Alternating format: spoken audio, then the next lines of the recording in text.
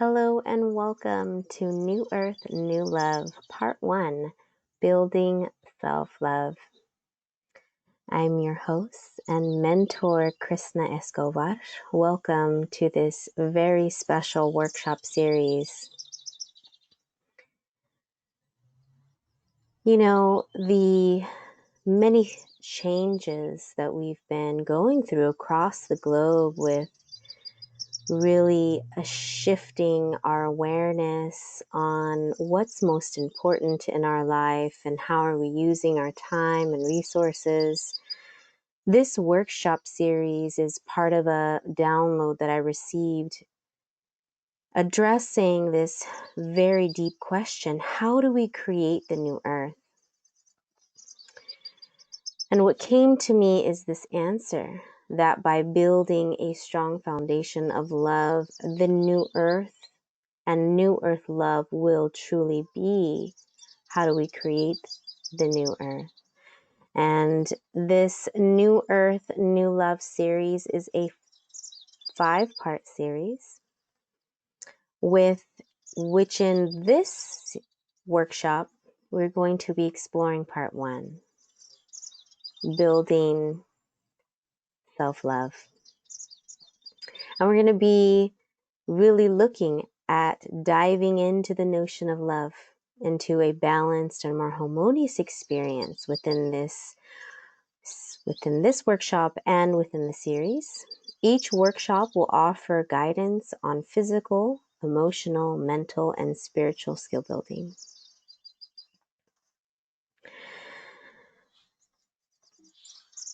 So what is new love?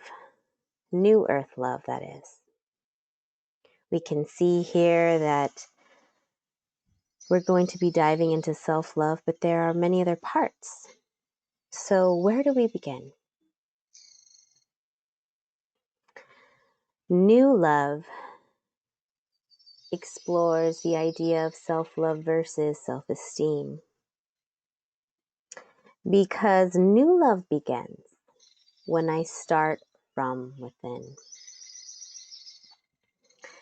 So we're going to be exploring what is self-love.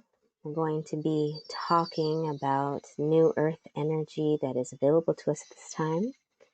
We're going to be exploring liberation, the basis of love, and we're going to be ending with touching on what is decolonization, because that is a part of this journey.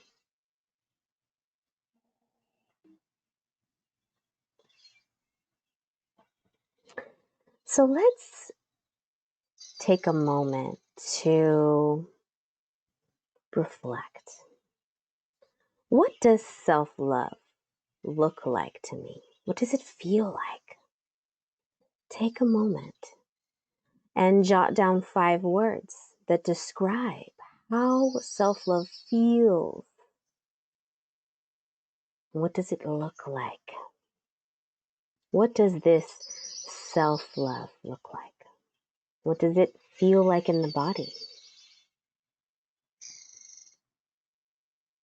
I'm going to give you a moment to jot down those words that come to your mind.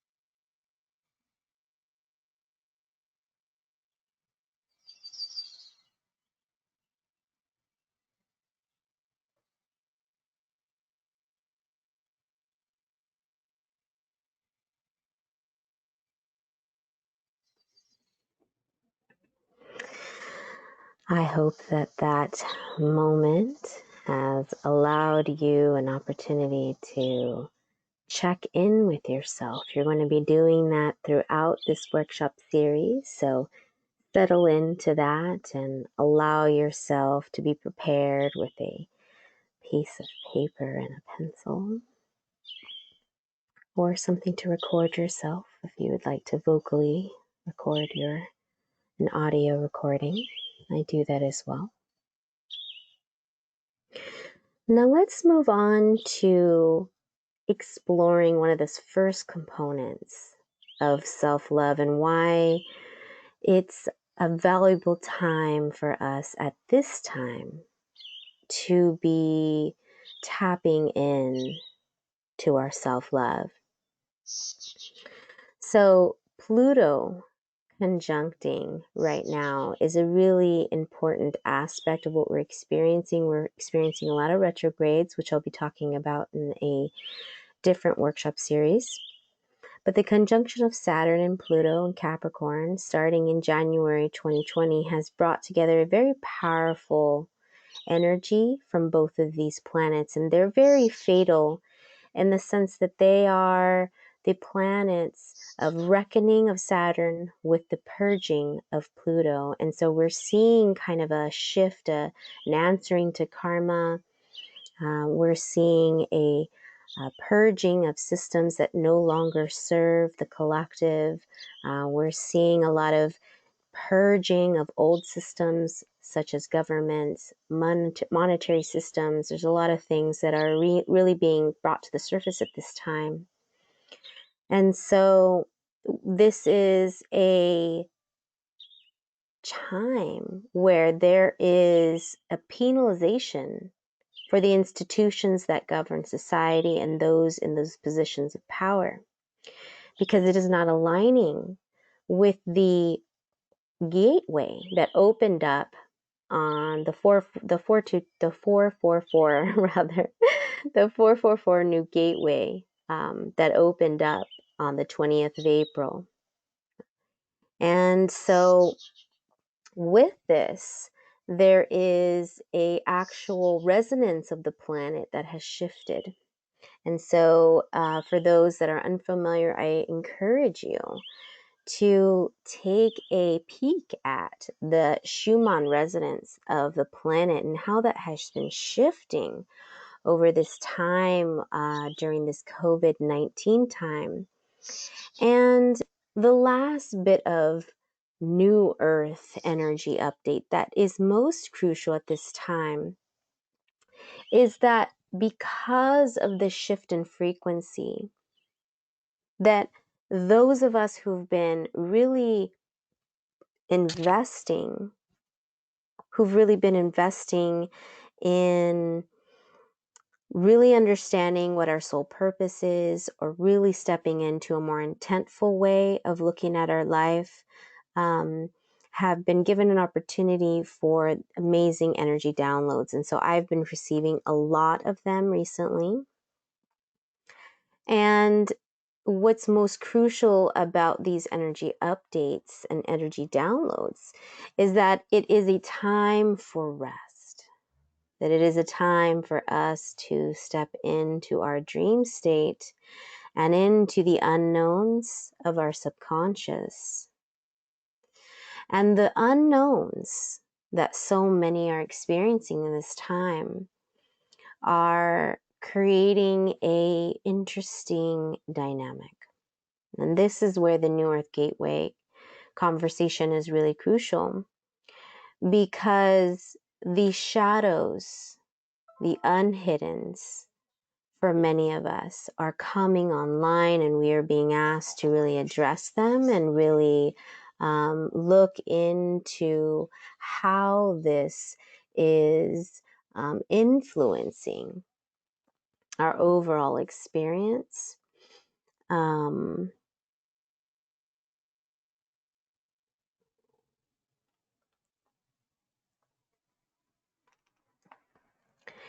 And as we really tap into the dream state and the subconscious, we can allow ourselves to feel in a more comfortable state to move through the unknowns. And that's something that's really, really important and will be continuously discussed in this workshop series, because the unknown can prompt two different scenarios. It can prompt our instinctual desire for survival and enact fear, or it can allow us to utilize our heart and our play and our imagination and enact curiosity.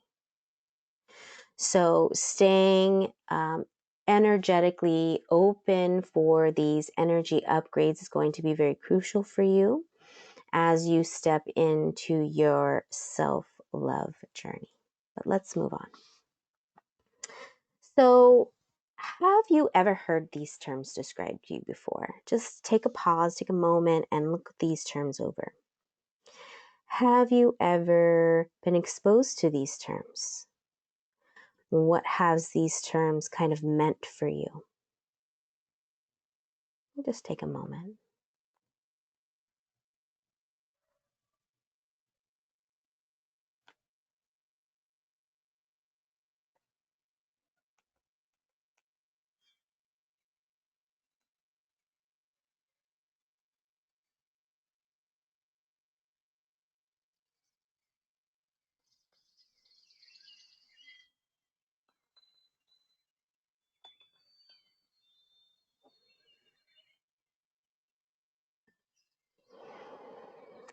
Now, self-esteem is a question that this particular workshop series is going to focus on, because self-esteem is so often used in a manner that would suggest that it is of benefit for us to perceive ourselves in this concept, self-esteem. So what is self-esteem? Self-esteem truly is an evaluation of the self. Now, I want you to sit in that energy for just a moment. Self-esteem is a evaluation of the self. So what's an evaluation? Think about that for a moment. What do we do when we evaluate? Evaluation truly involves a judgment of the self. And this judgment of the self in comparison to some sort of system at which it's measured, aka self-esteem, refers to our sense of self-worth or our perceived value we believe that we possess. So if wellness and healing is at the center of our life and our desire, then using self-esteem is a less fulfilling avenue to explore this.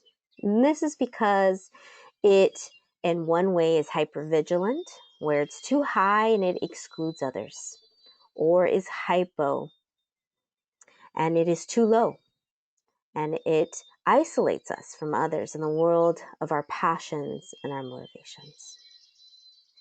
So self-love is a replacement of self-esteem that does not place judgment onto the self. It engages us in compassion for oneself. It allows us to view ourselves as a deserving person, a human, deserving of kindness and care.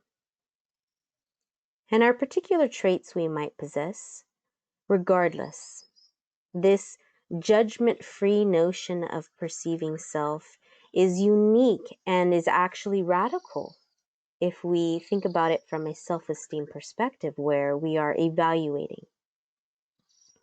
And we move away from comparing ourselves with someone or something else. And as we do this, we begin to radically shift our mindset, knowing that our worth is not exterior but interior.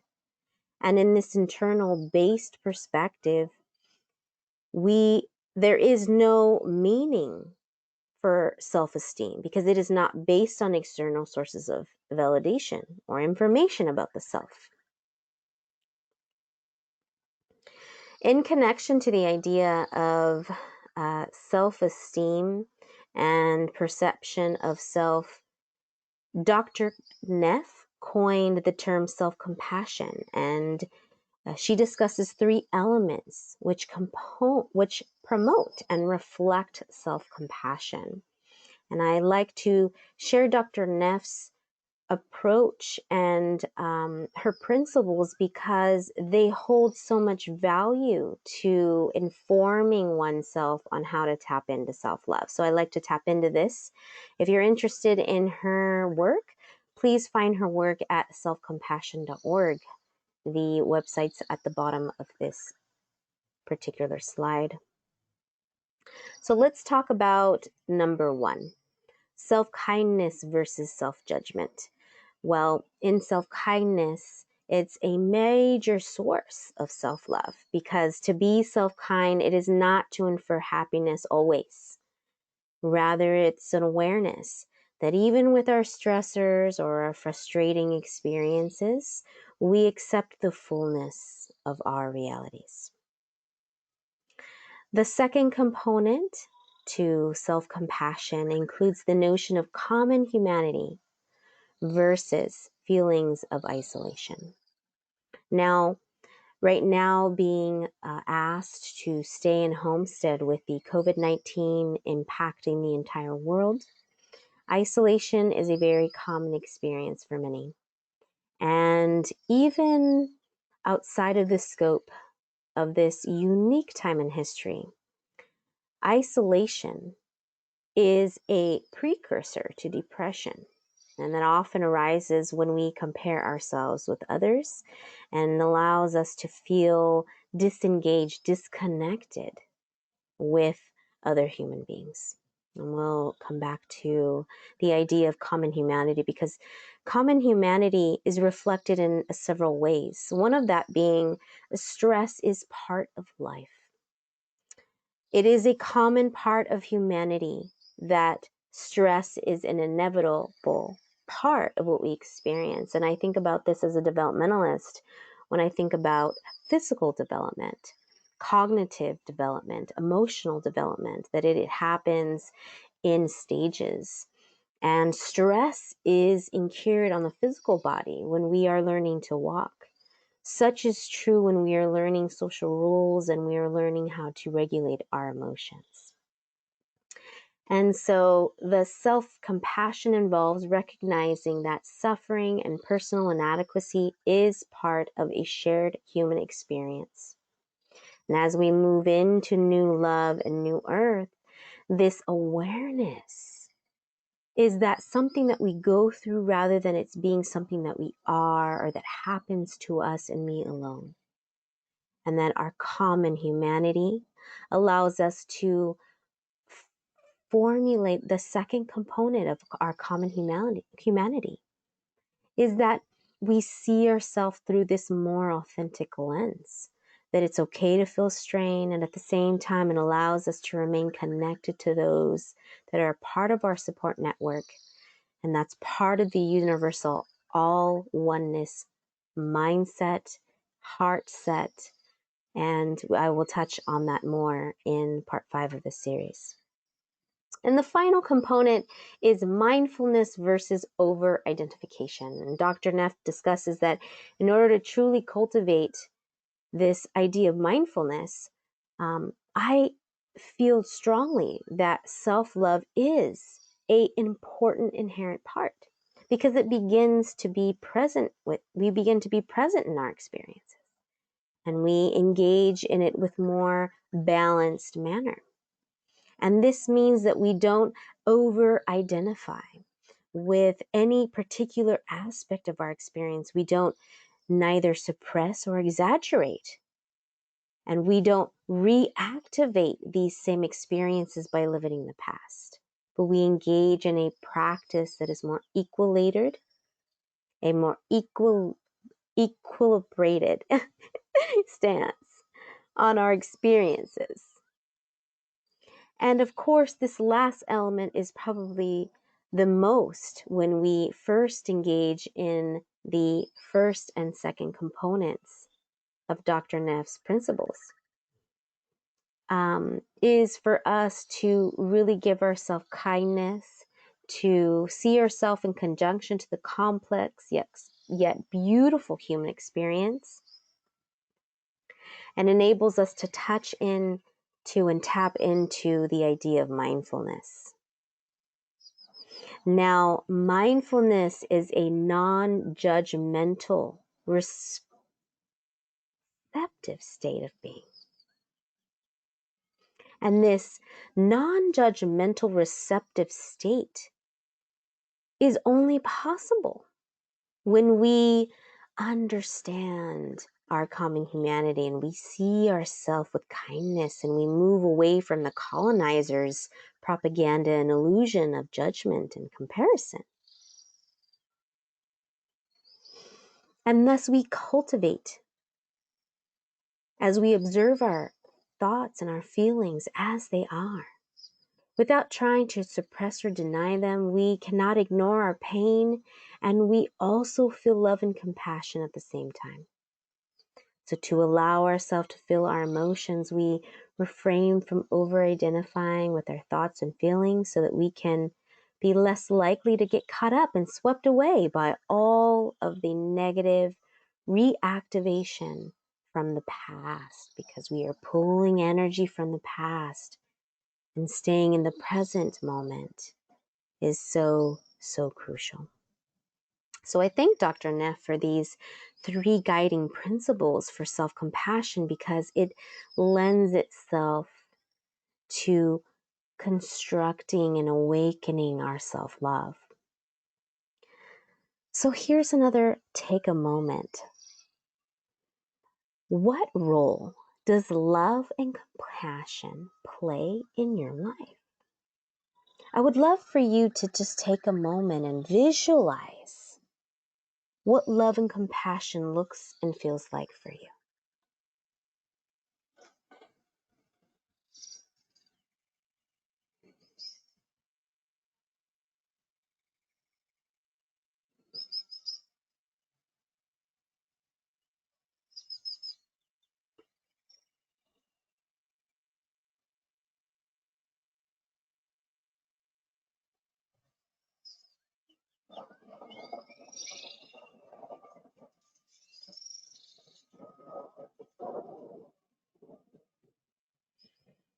What does love and compassion look like to you? Love and compassion, while they are both feelings that describe a very synchronous relationship, love is the purest emotion that we experience.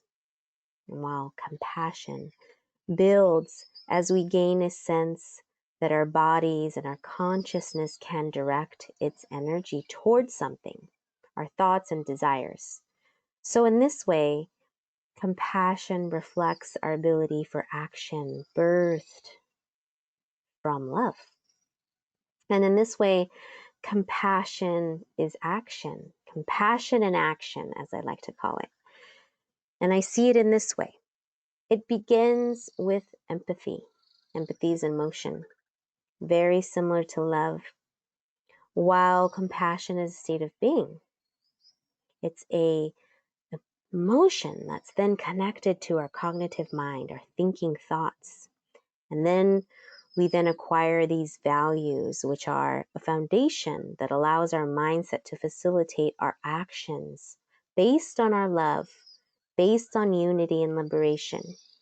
And thus compassion is birthed into action, as it is a foundation for our ability to act in equity without, within really thinking about our collaborative engagements. So when and how do we formulate these ideas? Well, we have agents of socialization that really inform our notions of love and compassion. And these agents of socialization include things like our friends and our family, our community and our school, our work, the media, and of course the macro layer, including things like the government, religion, and culture.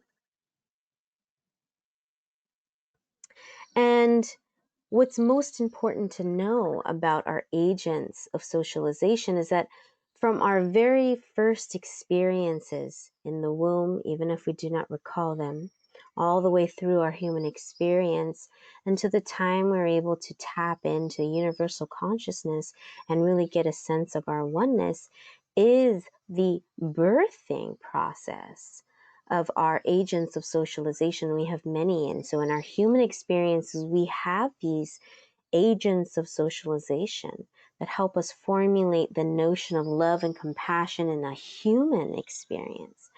And in this way, love is holistic. It's a holistic experience because it is part of a unique expression of what is innate. So why self-love? Why would it be important for us to start with the idea of self-love in a 5-part series talking about building the new earth love? Well, as we talked about, self-love includes compassion and kindness. It is a comparison-free zone without judgment. And it is a unveiling, a universal common humanity experience that we all have the capacity. And it is based on internal knowledge systems rather than external knowledge systems. Now, love and compassion, as we saw reflected in Dr. Neff's model, is also reflected in what is self-love. And in this process of crafting our self-love, simultaneously building upon our ability to access wellness, healing, are the beginning stages of decolonizing the body-mind. As we begin to make time and cognitive space for our transformation and growth, we are simultaneously acting in resistance to the colonial plan to control, oppress, and suppress.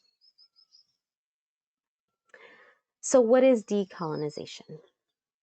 Decolonization is the physical, emotional, mental, and spiritual liberation of colonization. And this is my definition. You can find many other. If you were to research, I definitely encourage you to engage in knowledge building on your own, separate from this space. It's always important to expand your perspective. This is how we begin to decolonize the mind, because we are able to understand that truths come in many, many forms. And beautifully and synchronistically, they all come back to the universal oneness consciousness, overarching value. Now, when we really think about self-love, it is a radical act in the colonial reality. And I use the term colonial reality because I am not of the proponent whom would agree that we live in a post-colonial reality. Rather, I believe we have lived in a colonial reality, and what these workshop series are meant to do is to allow us to understand that the colonial reality has been in existence. And even though it has been very covert, our raising of our lens and opening up of our energy allows us to see with more clarity. Because decolonialization is love and compassion. Because when we step into love and compassion, we self-love, we naturally decolonize. And in this way, as we self-love and we allow ourselves to move in the direction of experiences that feel more joyous, more blissful to the entire body, not just our psychological well-being, we are literally setting the stage for our liberation. And what is truly magical about this type of liberation, that when done for the self from within, unlike other methods that come from the outside that allow us to perceive that our power is outside of us rather than seeing and awakening the power within, it allows us to open up to our truest potential. And it is the beginning stages of creating a lasting personal change. And so decolonization is liberation of the body-mind. And I will be talking about more of that in the next series. So let's do a recap. Let's go back to the first slides where I ask you to explore what does self-love feel like to you. Go to your list and reflect on that list for just a moment.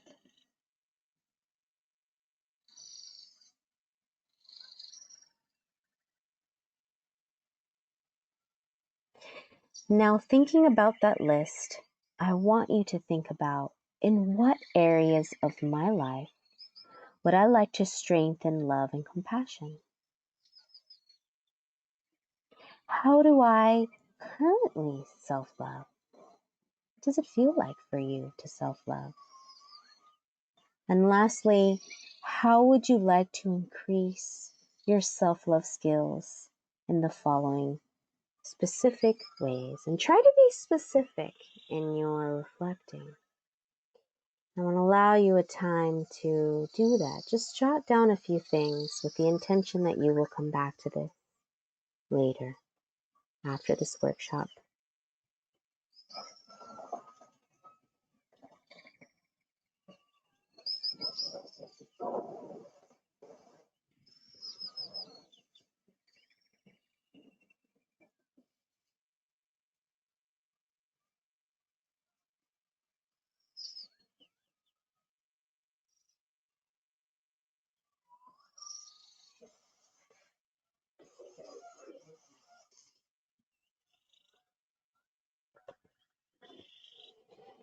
I hope that you jotted a few things down that will allow you to come back to this at a later time. It'll be crucial as you re-explore these concepts again. And know that if you are in need of one-on-one mentorship to support this unique journey, please get in touch with me at selflovecreatives.com. And I would love to know what you thought of this workshop. Please follow me at Self Love Creatives, and I would love to stay connected and get to follow you on your unique self-love journey. Please hashtag self-love creatives, hashtag self-love. Check out my new podcast, Loving Me Creatively, where I talk about some really amazing things. We start off by contemplating some unique concepts, experiences. I like to throw in a little story of mine and my own healing journey. And I like to conclude with a beautiful meditation to open up our energy further to our self-love awakening. So catch me there on YouTube. And join me for part 2, where I'm going to be diving into body-mind. And this workshop series, Loving My Body, is going to explore what is body-mind wellness. We talk about what love is and its energetic forms. And we explore love in the body versus love in the mind. And I begin to touch on the body, mind, soul decolonization complex. And I encourage you to check me out then. Thank you so much for joining me for this really special series to awaken our self-love wellness, because it already exists within. So take time to go back to the questions, the posing questions for your contemplation. Take time to reflect and use this to provide accountability for your own growth. Much love and blessings to you, and I hope to see you next time.